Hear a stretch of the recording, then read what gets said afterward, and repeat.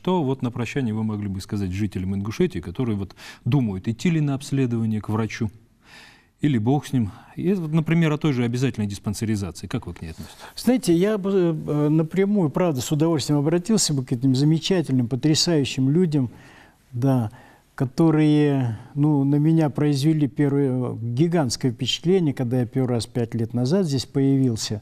Вот. У нас главным врачом долгие годы работал ингуш. Он просто ушел из жизни, Мальсагов. Вот. Но я сегодня столкнулся, когда заходил в кардиологию, столкнулся с тем, что люди сомневаются, обследоваться им или нет. Вот это вот уже, конечно, никуда не годится просто, потому что возможности лечения невероятные. Это дает вам возможность дольше быть со своими внуками, правнуками и так далее. Поэтому, пожалуйста, поверьте тому, что я говорю. Точно надо знать, что происходит с вашим организмом. Надо обследоваться. А дальше уже сами выбираете.